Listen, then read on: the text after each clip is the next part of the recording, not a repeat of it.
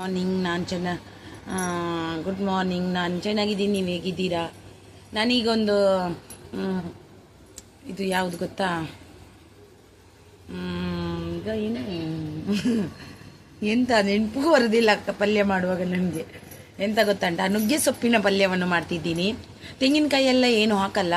ಈಗಿನ ತುಂಬ ಒಳ್ಳೆಯದು ದೇಹಕ್ಕೆ ನುಗ್ಗೆ ಸೊಪ್ಪು ತಿನ್ನೋದರಿಂದ ನಮಗೆ ಬೇಕಾದದ್ದು ಎಲ್ಲ ಅದರಲ್ಲಿ ವಿಟಮಿನ್, ಅದು ಇದು, ಕ್ಯಾಲ್ಸಿಯಂ, ಮತ್ತು BP ಗೆ, IBPಗೆ, ಸಕ್ಕರೆ ಕಾಯಿಲೆಗೆ ಎಲ್ಲದಕ್ಕೂ ತುಂಬ ಒಳ್ಳೆಯದಾಗಿರುತ್ತದೆ ನುಗ್ಗೆಕಾಯಿ ಸೊಪ್ಪು.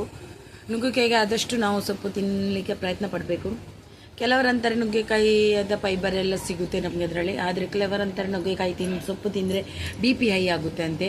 ಆದರೆ ನನಗಂತೂ ಆಗಿಲ್ಲ ಹಾಗೆ ಈಗ ಒಂದು ಮಾಡುವಂತ ಇದ್ದೀನಿ. ಈಗ ನಂದು 10 ಗಂಟೆ ತನಕ ಅದಕ್ಕೆ ಒಂದು ಚಪಾತಿ ಕೂಡ ಮಾಡ್ತೀನಿ ನಾನು. ಟಿಫಿನ್ ಬಾಕ್ಸ್ಗೆಲ್ಲ ಬೇಕು ಮಕ್ಕಳಿಗೆ ಅಂತ ಮಾಡಿದ್ದೆ. ಮಾರ್ನಿಂಗ್ ಎಲ್ಲ ಮಾಡಿದ್ದು ಅದರಲ್ಲಿ ಸ್ವಲ್ಪ ಉಳಿಸಿಟ್ಟಿದ್ದೀನಿ. ಮತ್ತು ಅದನ್ನು ಸ್ವಲ್ಪ ಮಾಡಲಿಕ್ಕೆ ಬಾಕಿ ಇದೆ, ಅದನ್ನು ಕೂಡ ಮಾಡ್ತೀನಿ. ಚಪಾತಿಯನ್ನು ಕೂಡ ಸ್ವಲ್ಪ ಮಕ್ಕಳಿಗೆ ಮಾಡಿ ಕೊಟ್ಟೆ, ತಗೊಂಡು ಹೋದ್ರು ಅವರು. ನೋಡುವ.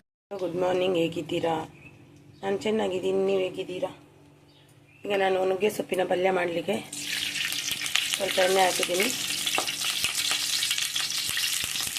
ಕರಿಬೇವು,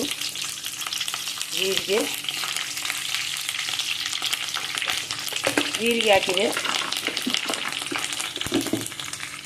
ಸ್ವಲ್ಪ ಸಾಸಿವೆ,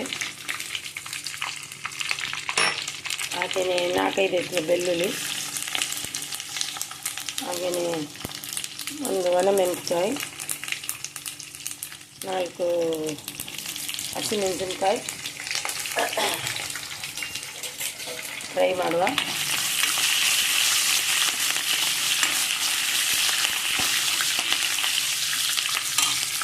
ಅಲ್ಲಿಗೆ ಒಂದು ಈರುಳ್ಳಿ,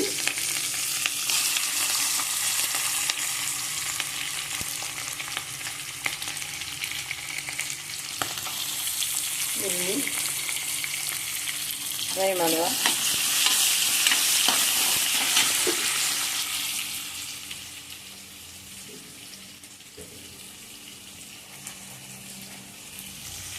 ಒಂದು ನಿಮಿಷ ಒಂದನ್ನು ಮರೆತು ಬಿಟ್ಟೆ. ಸ್ವಲ್ಪ ಹಿಂಗು ಕೂಡ ಹಾಕ್ತೀನಿ. ನುಗ್ಗೆಕಾಯಿ ತುಂಬ ದೇಹಕ್ಕೆ ಒಳ್ಳೆಯದು. BP, IBP, ಸಕ್ಕರೆ ಕಾಯಿಲೆ ಅಂತೆಲ್ಲ, ಹಾಗೆ ಎಲ್ಲದಕ್ಕೂ ನುಗ್ಗೆ ಸೊಪ್ಪು ಅಂದರೆ ತುಂಬ ಒಳ್ಳೆಯದು. ಕ್ಯಾಲ್ಸಿಯಂ ಎಲ್ಲ ಸಿಗುತ್ತೆ. ನೀವು ಕೂಡ ಒಮ್ಮೆ ಮಾಡಿ ನೋಡಿ. ನಮಗೆ ಇಲ್ಲಿ ದುಡ್ಡು ಕೊಡಬೇಕು, ಆದರೆ ತಿನ್ನಬೇಕಂತ ತಗೊಂಡು ಬಂದಿದ್ದೀನಿ. ಟೊಮೆಟೊ ಹಾಕಿದ್ದೀನಿ 2. ಈಗ ಸ್ವಲ್ಪ ಉಪ್ಪು ಹಾಕ್ತೀನಿ. ತಿನ್ನುವಂಥ ಛಲ ಇದ್ದರೆ ಹೇಗಾದರೂ ಮಾಡಿ ತಿನ್ನಲೇಬೇಕಲ್ವ. ತಿನ್ನಲೇಬೇಕು. ನುಗ್ಗೆ ಸೊಪ್ಪಿನ ಪಲ್ಯ ಇದು ಚೆನ್ನಾಗಿ ಫ್ರೈ ಆಗಲಿ. ಒಂದು ವಸ್ತು ತಿನ್ನಬೇಕಂದ್ರೆ ಎಷ್ಟೇ ದುಡ್ಡಾಗಲಿ ಅದು ತಿನ್ನಬೇಕು ಅಲ್ವ. ದೇಶ ಒಳ್ಳೆಯದಂತ ಕೊಡುತ್ತೆ ಅಂದರೆ ನಾವು ಯಾಕೆ ಹಿಂದೆ ಮುಂದೆ ನೋಡಬೇಕು, ಬೇಯಲಿ ಅದು. ಇಲ್ಲಿ ನುಗ್ಗೆ ಸೊಪ್ಪು ನೋಡಿ ತೊಳ್ಕೊಂಡು ಇಟ್ಟಿದ್ದೀನಿ, ಚೆನ್ನಾಗಿದೆ. ಓಕೆ ನೋಡಿ, ಚೆನ್ನಾಗಿ ಟೊಮೆಟೊ ಮ್ಯಾಶ್ ಆಯಿತು. ಕೆಲವೊಂದು ಒಂದೊಂದು ಥರ ಹಾಗೆಯೇ ಮಾಡಿ ತಿಂತಾರೆ ಉಪ್ಪು ಹಾಕಿ. ನನಗೆ ಟೊಮೆಟೊ ಹಾಕೋದಿದ್ರೆ ಆಗೋದಿಲ್ಲ, ಅದಕ್ಕೆ ನುಗ್ಗೆ ಸೊಪ್ಪು ಹಾಕ್ತೀನಿ. ನುಗ್ಗೆ ಸೊಪ್ಪು ತಿಂದರೆ ತುಂಬಾ ಒಳ್ಳೆಯದು. ಇಲ್ಲಿ ಚಪಾತಿ ಹಾಕ್ತುಂಟು, ಚಪಾತಿ ಕೂಡ ಆಗಬೇಕು. ಇವತ್ತಂತೂ ಲೇಟ್ ಆಯಿತು ಇರುವಾಗ. ಇವತ್ತು ಹನ್ನೆರಡು ಹೋಗ್ತಿದ್ದು.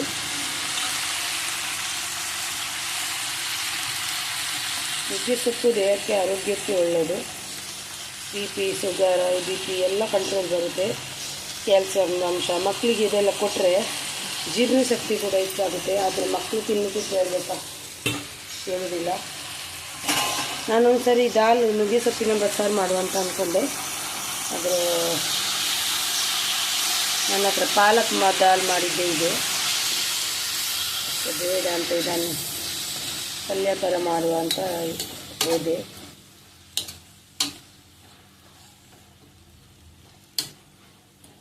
ಇದು ಚೆನ್ನಾಗಿ ಆಗಬೇಕು. ಸ್ವಲ್ಪ ಉಪ್ಪು ಆಗ ಉಪ್ಪು ಹಾಕಿದ್ದೀನಿ, ಕಡಿಮೆ ಆದರೆ ಅಂತ. ಇದು ಬೇಯಲಿ, ಚೆನ್ನಾಗಿ ಬೇಯಲಿ, ಚಪಾತಿ ಆಗಬೇಕು. ನೋಡಿ ಪಲ್ಯ ರೆಡಿ ಆಯಿತು. ತುಂಬ ಟೇಸ್ಟಿಯಾಗಿರುತ್ತೆ. ಚಪಾತಿ ಮಾಡಿದ್ದೀನಿ. ಇದಕ್ಕೆ ಯಾವಾಗಲೊಂದು ಹೀಗೆ ಮಾಡಿ ತಿನ್ನಿ. ಇದು ನಿಮಗೆ ಈ ವಿಡಿಯೋ ಇಷ್ಟವಾದಲ್ಲಿ ಒಂದು ಲೈಕ್, ಶೇರ್ ಆ್ಯಂಡ್ ಕಮೆಂಟ್ ಮಾಡೋದನ್ನು ಮರಿಬೇಡಿ. ಹಾಗೆ ಇನ್ನೊಂದು ವಿಡಿಯೋದಲ್ಲಿ ಸಿಗುವ ತನಕ, ಅಲ್ಲಿ ತನಕ ಬಾಯ್ ಬಾಯ್, ಟೇಕ್ ಕೇರ್, ಬಾಯ್. ನೋಡಿದಿರಲ್ವಾ ನುಗ್ಗೆ ಸೊಪ್ಪಿನ ಪಲ್ಯವನ್ನು. ತುಂಬ ಒಂದು ಟೇಸ್ಟಿಯಾಗಿರುವ ಪಲ್ಯ, ಹೇಗೂ ಬೇಕಾದರೂ ಮಾಡ್ಬೋದು. ನಿಮಗೆ ತುಂಬ ರುಚಿಯಾಗಿರುತ್ತದೆ. ಹಾಗೆ ನನ್ನ ಈ ವಿಡಿಯೋ ಇಷ್ಟವಾದಲ್ಲಿ ಒಂದು ಲೈಕ್, ಕಮೆಂಟ್, ಶೇರ್ ಮಾಡೋದನ್ನು ಮರಿಬೇಡಿ. ಹಾಗೆಯೇ ನಮ್ಮ ಚಾನಲ್ಗೆ ತುಂಬ ಬ್ಯಾಡ್ ಕಮೆಂಟ್ ಎಲ್ಲ ಬರ್ತಾ ಉಂಟು. ಇದಕ್ಕೆ ನಾನು ಎದುರ್ಕೊಂಡು ಓಡುವಂಥವಳು ಅಲ್ಲ ಖಂಡಿತವಾಗಲೂ. ಆದರೆ ಒಂದು ಮಾತು ಅಂತ ಅಂತೀನಿ ನಾನು, ಯಾರಿಗೂ ಕೂಡ ಮನಸ್ಸಿಗೆ ನೋವು ಕೊಡ್ಲಿಕ್ಕೆ ಹೋಗಬೇಡಿ. ನೋವು ಕೊಟ್ಟರೆ ಅದು ನಿಮಗೆ ತಪ್ಪಿದ್ದಲ್ಲ. ಒಂದಲ್ಲ ಒಂದು ದಿನ ಅದರ ಅರ್ಥವನ್ನು ನೀವು ಸಿಗುತ್ತೆ ಅವ್ರಿಗೆ ನಿಮಗೆ. ಆದರೆ ನಾವು ನೋವು ಕೊಡುತ್ತಿಲ್ಲ, ನಾವು ಯಾರ ತಂಟೆಗೆ ಹೋಗಲ್ಲ. ನಮ್ಮ ಇಷ್ಟ, ನಾವು ಏನು ಬೇಕಾದರೂ ಮಾಡ್ತೀವಿ. ನಮ್ಮ ಇಷ್ಟ ಪ್ರಕಾರ ನಾವು ಏನು ಬೇಕಾದರೂ ಮಾಡ್ಬೋದು. ನಮ್ಮ ಇದರಲ್ಲಿ ಒಬ್ಬರು ಬಂದು ಕೇಳ್ತಾರೆ, ನೀವು ಯಾಕೆ ಲೈವ್ ಮಾಡ್ತೀರಾ, ನಿಮಗೆ ಪರ್ಮಿಷನ್ ಯಾರು ಕೊಟ್ಟಿದ್ದು ಅಂತ ಅಂತಾರೆ. ಇನ್ನೊಬ್ರು ಬಂತಾರೆ, ನಿಮಗೆ ಕೇಳುವವರಿಲ್ವಾ, ನಿಮಗೆ ಕೇಳುವ ಇವರು ಯಾರು ಇಲ್ವಾ ಅಂತಾರೆ. ಆದರೆ ನಮಗೆ ಕೇಳುವವರು ಯಾಕೆ, ಊರಿನವರು ಯಾಕೆ ಕೇಳಬೇಕು?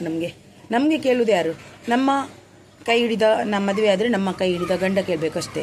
ಮತ್ತು ನನ್ನ ಫ್ಯಾಮಿಲಿ ಕೈಲಿದ್ರೆ ಕೇಳ, ಅದು ಕೂಡ ಲೆಕ್ಕಕ್ಕಿಲ್ಲ. ಯಾಕಂದರೆ ನಮ್ಮ ಕೈ ಹಿಡಿದ ಗಂಡ ಎಂಥ ಪರ್ಮಿಷನ್ ಕೊಡ್ತಾರೋ ಅದು ಓಕೆ. ನಮಗೆ ಬೇರೆಯವ್ರು ಕೊಟ್ಟ ಪರ್ಮಿಷನ್ ನಮಗೆ ಯಾಕೆ ಬೇಕು? ನಾನು ಯಾರ ಹತ್ರ ಪರ್ಮಿಷನ್ ಕೇಳಿ ನಾನು ಯೂಟ್ಯೂಬ್ ಸ್ಟಾರ್ಟ್ ಮಾಡಿಲ್ಲ ನಾನು. ಯಾಕಂದರೆ ನಾವು ಯೂಟ್ಯೂಬ್ ಸ್ಟಾರ್ಟ್ ಮಾಡುವಾಗ ಯಾರ ಹತ್ರನೂ ಕೇಳಿ ಯೂಟ್ಯೂಬ್ ಸ್ಟಾರ್ಟ್ ಮಾಡಬೇಕಂತ ಏನಿಲ್ಲ. ಯಾಕಂದರೆ ನಮಗೆ ನಮ್ಮ ಮನೆಯವ್ರದ್ದು ಸಪೋರ್ಟ್ ಇದ್ದರೆ ಸಾಕು. ಯಾಕಂದರೆ ಇವರು ಯಾರು ನನಗೆ ಇದು, ನೀವು ಯಾರು ನನಗೆ ಕೇಳಲಿಕ್ಕೆ, ಅದು ಮಾಡಬೇಡಿ ಇದು ಮಾಡಬೇಡಿ ಅಲ್ಲಿಗೆ? ನೀವು ಯಾರು? ನಮ್ಮ ಸಂಬಂಧಿಕರ, ನಮ್ಮ ಕುಟುಂಬದವರ ಅಲ್ಲ? ನೀವೇ ಯಾರು ಬೇಕು? ಒಂದು ಬಿಗ್ ಬಾಸ್ ಚಾನಲ್ ಅಂತ, ಇನ್ನೊಂದು ಚೇತನ್ ಅಂತ ಐಡಿಯಿಂದ, ಮತ್ತು ಇನ್ನೂ ಕೆಲವು ಐಡಿಯಿಂದ, ಬಿಗ್ ಬಾಸ್ ಐಡಿಯಿಂದ, ಮತ್ತು ಇನ್ನೊಂದು ಗೊಮ್ಮಟೇಶ್ವರ ಅಂತ ಐಡಿಯಿಂದ ಎಲ್ಲ ಬರ್ತಾ ಉಂಟು ಬ್ಯಾಡ್ ಕಮೆಂಟ್. ಅಲ್ಲ, ನಮಗೆ ನಮ್ಮ ಚಾನಲಲ್ಲಿ ನಮ್ಗೆ ಏನು ಮಾಡಬೇಕು, ಲೈವ್ ಮಾಡಬೇಕು, ಏನು ಮಾಡಬೇಕಂದ್ರೆ ನಮ್ಗೆ ಗೊತ್ತು. ನಮ್ಮ ಫ್ಯಾಮಿಲಿ ಇದ್ದಾರೆ, ನಮಗೆ ಫ್ಯಾಮಿಲಿ ಸಹ ಪರ್ಮಿಷನ್ ಕೊಟ್ಟಿದ್ದಾರೆ, ನಾವು ಮಾಡ್ತೀವಿ. ನೀವು ಯಾರಿಗೆ ಕೇಳಲಿಕ್ಕೆ ನಮಗೆ?